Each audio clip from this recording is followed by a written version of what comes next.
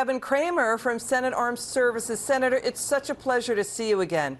It's good to see you. Senator, we want to deal with this. Reports of Hamas terrorists are blocking and killing civilians from evacuating, blocking Americans from leaving, wanting to use Gaza Strip civilians as human shields, blocking the border crossing to escape to Egypt. Egypt's not taking them in. Jordan is not taking in the Palestinians. Iran is not doing that. Neither is Saudi Arabia. Watch GOP contender Nikki Haley here. Watch. You're going to hear all of those Arab countries vilify Israel for what's about to happen. You're going to hear all of them say, how dare you not do more for the Palestinian people? But where are the Arab countries? Where are they? Where is Qatar? Where is Lebanon? Where is Jordan? Where is Egypt? Why aren't they taking the Palestinians? You know why? Because they know they can't vet them and they don't want Hamas in their neighborhood.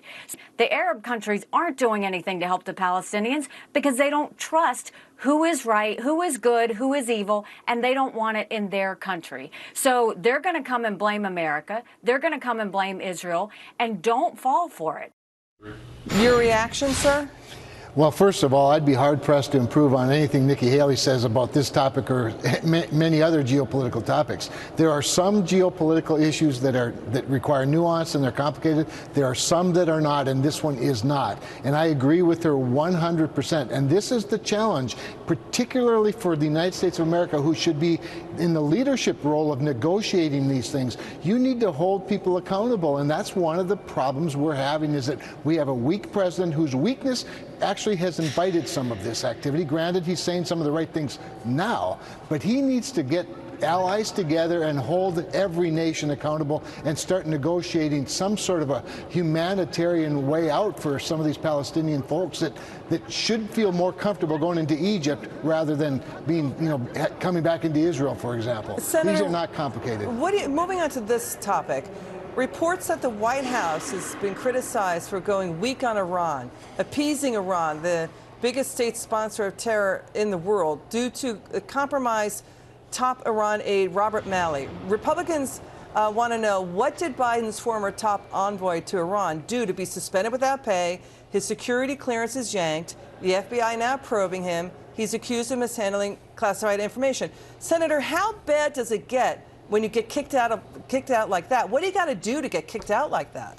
Well, it's pretty amazing, Liz, this whole story, the way it's unfolded, to the point that you made right up front in that little monologue there, the fact that Congress didn't even know about this until such time as Congress was calling on him to come in and testify, and he wasn't available. That's how Congress had to learn about it. So this is a guy that goes back to the Clinton administration. This is somebody who helped create the Iran nuclear deal. This is somebody who now has been evidently caught, or at least suspected, of mishandling classified documents, and had 3 assistants, 3 aides, that with very close ties to all of this mess. So, no, this is really, really bad. What strikes me is, what were the conditions under which he was hired by the Obama administration, by the Clinton administration?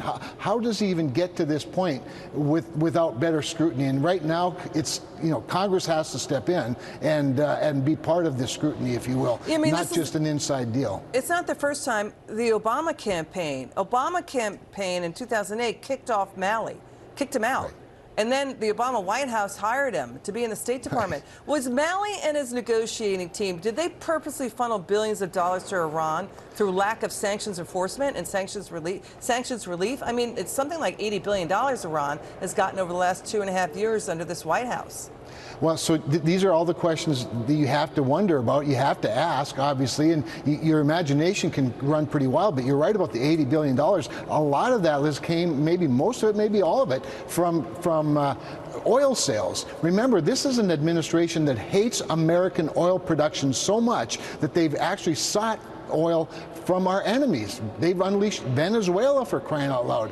They've relieved sanctions on Iran, allowing them to sell around the world. And then they sort of just look the other way, if you will, when it comes to things like China buying a lot of this oil from Iran sort of under the table, shipping with this Ghost Armada, as they call it, ships that are flying other countries' flags, even though it's not that country's. We need to clamp down on all of this, and this is what requires major leadership from our president to amass the G7 nations and other allies and make sure you know who your friends are and who your adversaries are, and get the collective economic might of G7 and other allies so that we aren't just going this alone and that our adversaries know there are serious consequences. Got it. Senator Cramer, it's good to see you again.